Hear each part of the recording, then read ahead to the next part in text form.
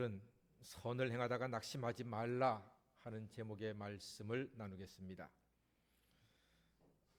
데살로니가 전서 1장부터 후서 3장까지 우리가 쭉 읽어왔습니다. 읽으면서 여러분도 느끼신 점이 있으시겠지만 저도 성경에 이런 말이 있네, 하나님이 이런 말씀도 하시는구나 하는 것들이 여기저기 많이 있습니다. 데살로니가는 예수님의 재림을 기대하는 종말 시대를 어떻게 살아가야 할지 우리에게 아주 구체적으로 제시를 하고 있습니다. 오늘도 누구든지 일하기 싫어하면 먹지도 말게 하라. 아주 냉정합니다. 칼 같습니다. 예수님이 재림하시더라도 오늘 할 일을 해라 하는 뜻입니다. 게을러서 일만 만드는 사람들을 조심해라. 이 말은 교회와 가정과 세상에 할 일을 제대로 하시오 하는 뜻입니다.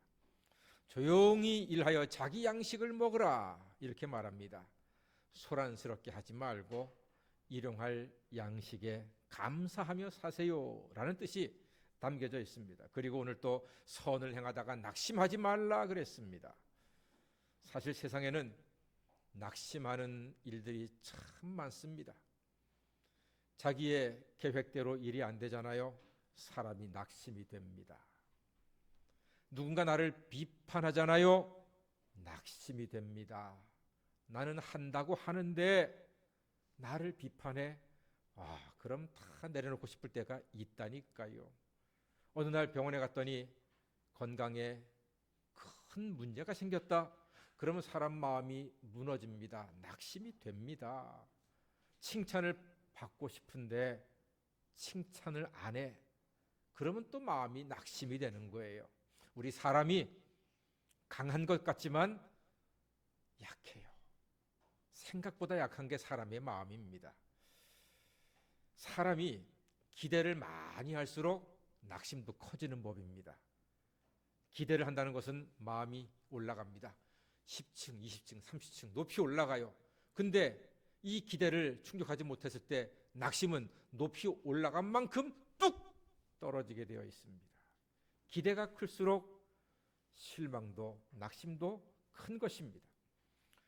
예수께서 재림하실 것을 기대했는데 속히 재림하지 않으시니까 데살로니가 교인들이 낙심을 했습니다. 실망을 했습니다. 이런 일 종종 있지 않습니까? 예수 믿으면 일이 잘 될 줄 알았는데 잘 안 되면 낙심이 됩니다. 목사도 마찬가지예요. 기대하는 바가 있었는데 그게 이루어지지 못하면요, 낙심됩니다. 하나님이 정말 나를 사랑하시는 걸까? 하나님이 내 기도에 정말 응답하시는 걸까? 낙심됩니다, 여러분. 우리는 이렇게 연약한 사람들입니다. 그래서 오늘 하나님께서는 사도 바울을 통해서 낙심하지 말라고 당부하십니다. 특히 이렇게 말씀하시네요. 다 같이 선을 행하다가 낙심하지 말라. 선을 행하다가 낙심하지 말래요. 여기서 선은 다른 게 아니라 하나님 뜻대로 사는 게 선입니다. 그리고 하나님 말씀대로 사랑을 베푸는 게 선입니다. 하나님의 사랑의 그 메시지, 복음을 증거하는 것도 선입니다. 교회와 나라와 이웃을 위해서 봉사하는 것도 선입니다. 이렇게 나만을 위해 살지 않고 주님과 교회와 이웃을 위해서 살다가 낙심하지 말아라. 오늘 이렇게 우리에게 권면하고 있습니다. 에베소 2장 10절에 우리는 선한 일을 위하여 지음 받았다고 합니다. 우리가요, 악한 일을 위해서 지음 받은 게 아니라 선한 일을 위해서 지음 받았대요. 그러니까 선한 일을 하다가 낙심하지 말아라. 디모데후서 3장 17절에 모든 선한 일을 행할 능력을 갖추어라 그랬습니다. 잘 믿고 말씀을 순종하면 선한 일을 할 준비가 되는 것입니다. 그리고 우리에게 말씀하십니다. 선한 일을 하다가 낙심하지 말아라. 자, 그런데 여러분, 우리 솔직하게 좀 얘기해 볼까요? 낙심 좀 하면 안 됩니까? 우리는 로봇가 아닙니다. 우리는 강철 덩어리가 아닙니다. 예수 믿어도 사람이니까 실패합니다. 실패할 수 있습니다. 어려우면 낙심되고 힘든 일 당하면 눈물도 흘립니다. 그게 뭐가 문제입니까? 그럴 수 있습니다. 아프면 아프다고 하세요. 힘들면 굳이 감추지 마세요. 목사님 힘들어요. 여보 힘들어요. 장로님 힘들어요. 권사님 힘들어요. 라고 하세요. 괜찮습니다. 외로운 사람 외롭다고 하세요. 그거 흠 안 됩니다. 그럴 수 있지요. 사람이니까 얼마든지 그럴 수 있습니다. 그런데 오늘은 성경에서 낙심하지 말라고 하네요. 낙심 좀 할 수가 있는 건데, 목사도 낙심할 때가 있는데 성경은 낙심하지 말래요. 그런데 그 앞에 있는 말, 선을 행하다가 낙심하지 말라, 여기에 우리가 오늘 주목을 좀 하고자 합니다. 선을 행하다가 낙심하지 말라. 선한 일은 주님께서 나라와 교회와 이웃을 위해서 우리에게 맡겨주신 일입니다. 여러분 기억하세요. 선한 일은 주님을 위해서, 교회를 위해서, 이웃을 위해서 할 수 있는 일이 바로 선한 일입니다. 그래서 이 선한 일은 내 일이 아니고 주님의 일이에요. 여러분 잘 기억하세요. 이 선한 일은 본래 내가 책임질 일이 아니야. 내 일이야. 주님의 일인데, 주님께서 주님의 영광을 위해서, 주님을 위해서, 주님의 나라를 위해서 우리한테 해달라고 위임해 주신, 맡겨 주신 일이 선한 일입니다. 우리는 본래 그렇게 선한 일을 할 만큼 믿음이 좋지도 못하고 마음이 굳지도 못하고 사랑이 많지도 못해요. 그런데 우리한테 그 일을 맡겨 주셨어요. 선한 일을. 제가 왜 이 부분에서 이렇게 목소리를 높이는 거 하니, 여러분 내 감당해야 될 일들, 그 선한 일은 누구 일이라고요? 원래 주의 일입니다. 주의 일을 우리에게 맡겨 주셨습니다. 그럼 그 주의 일은 누가 책임지는 겁니까? 주님이 책임지시는 것인 줄로 믿습니다. 종은 책임지지 않아요. 주인이 책임지는 겁니다. 우리는 주님의 종입니다. 주의 종께서 우리에게 당신을 위한, 당신의 영광을 위한, 당신의 기쁨을 위한 선한 일을 우리에게 맡겨 주셨습니다. 우리는 그 일을 주님의 뜻대로, 주님의 능력에 따라서 감당합니다. 자기 나름대로 감당합니다. 열의 분량을 가진 사람이 있고, 오의 분량을 가진 사람이 있고, 일의 분량이 가진 사람이 있을 뿐입니다. 자기 분량대로 선한 일을 합니다. 실패도 합니다. 잘 안 될 수도 있습니다. 그러나 여러분, 그 책임은 우리가 지는 것이 아니라 주님이 책임져 주실 줄로 믿습니다. 종한테 책임을 묻는 주인은 빵점짜리 주인입니다. 우리 주님께서는 우리에게 맡기시되 책임은 전적으로 당신이 주시고, 해봐 괜찮아, 내가 책임질게, 이렇게 말씀하시는 거예요. 그래서 종은 종답게 예수가 맡겨주신 일, 선한 일을 열심히 하면 되는 것입니다. 단 조건이 있습니다. 내 일을 나의 영광이 아니라 주님의 영광을 위하여 행하시는 우리 모든 성도가 되시기를 주의 이름으로 축원합니다. 임마누엘 성가대가 찬양을 했습니다. 이거는 선한 일입니다. 주님의 영광을 위한 일입니다. 주님의 기쁨을 위한 일입니다. 우리가 예배 한 마음이 되어서 박수로 아멘으로 화답하고 함께 기뻐했습니다.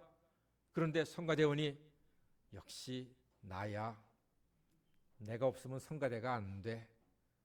그럼 이런 마음은 가지면 곤란합니다. 모든 영광은 하나님께 돌려야 할 줄로 믿습니다.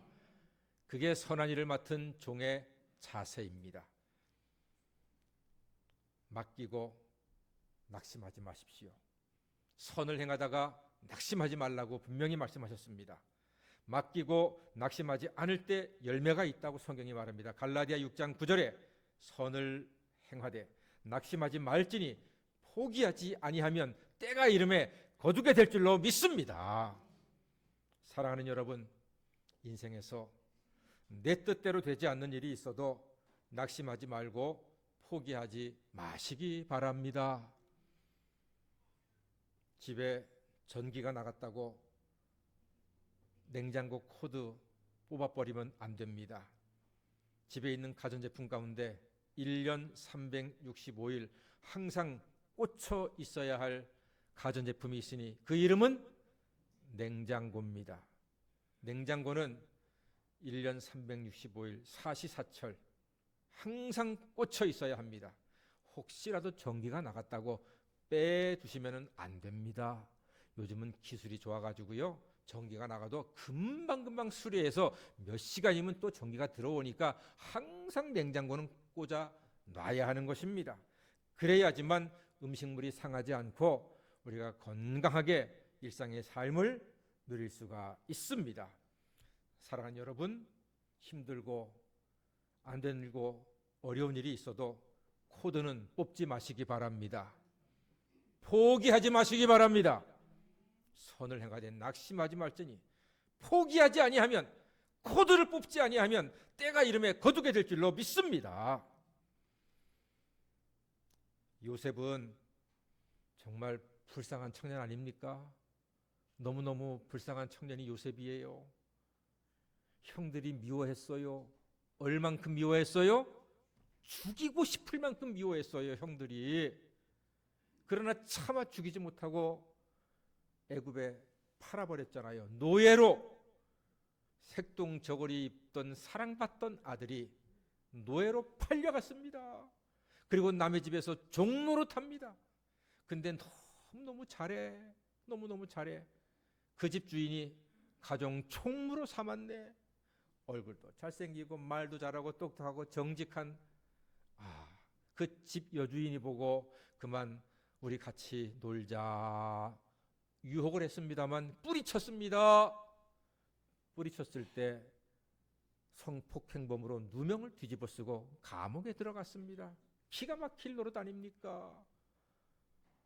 가정을 떠나서 노예로 팔려왔고 남의 집 노예살이 하는 가운데 억울한 누명 뒤집어쓰고 감옥까지 들어갔습니다. 그럼에도 불구하고 요셉은 포기하지 않았습니다. 코드를 뽑지 않았습니다.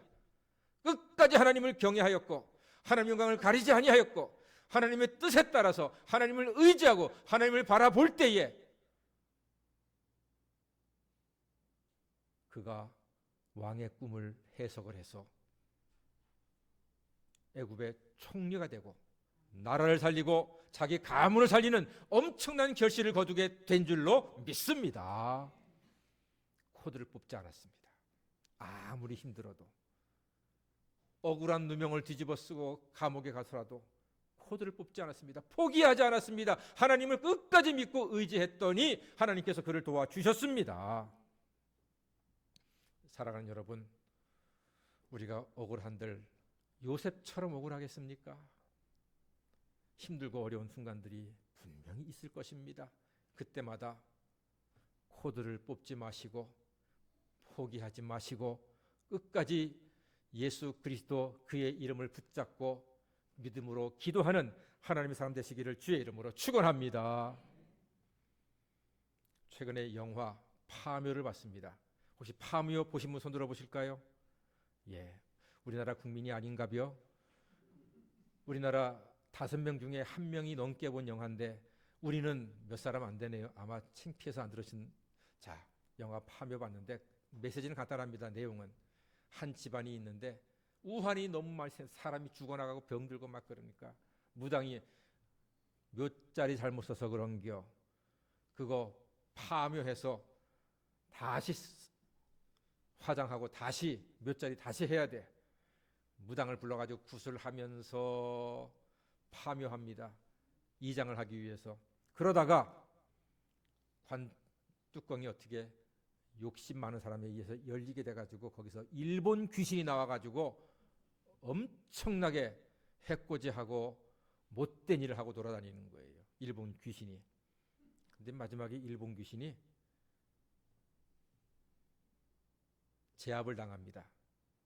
제압당하는 게 두 가지입니다. 첫 번째, 백말의 피 때문에 제압을 당하고 불 때문에 제압을 당합니다. 피와 불. 제 직업이 목사 아닙니까? 그 영화를 보고서 그 장면에서 이 생각이 났습니다. 말의 피? 어린 양 예수의 피지.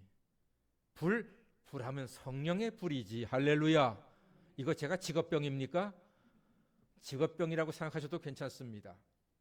이 감독과 배우들이 전부 다 신실한 크리스찬들이거든요. 저는 그 메시지가 그 속에 숨어 있다고 봅니다. 일본 귀신이 제 아무리 무서워도 예수의 피로, 성령의 불로 다 이기고 승리하게 될 줄로 믿습니다. 사랑하는 여러분, 어린 양 예수의 피와 성령의 불로 세상의 그 어떤 악한 것들도, 어떤 악한 영들도, 어떤 악한 세력도 다 이기게 될 줄로 믿습니다. 그러기 위해서 예수께 코드가 꽂혀 있어야 합니다. 포기하지 마십시오. 하나님 믿는 선한 일에 포기하지 마십시오. 예배드리는 선한 일에 포기하지 마십시오. 기도하고 찬양하는 이 아름다운 일에 포기하지 않고 예수께 코드가 꽂혀 있을 때 우리는 승리하게 될 줄로 믿습니다. 너희가 내 안에 거하고 내 말이 너희 안에 거하면 무엇이든지 원하는 대로 구하라. 그리하면 이루게 되리라 하셨습니다. 우리가 예수로 옷 입고 불같은 성령의 도우심으로 기도할 때 마귀의 권세는 예수의 이름으로 능히 제압하고 승리하는 하나님의 자녀가 되는 것입니다. 그러므로 예수 안에서 선을 행하다 낙심하지 마시고 승리하시는 하나님의 자녀가 다 되시기를 주의 이름으로 간절히 축원합니다. 아멘. 기도하겠습니다. 사랑의 주님, 이 시간 예배드리는 우리 모두 예수로 옷 입고 예수 안에서 선을 행하다 낙심치 않고 모두 다 승리하는 아름다운 사람들 되게 하여 주시옵소서. 예수님의 이름으로 기도하옵나이다. 아멘. 우리 찬송가 508장을 부르겠습니다.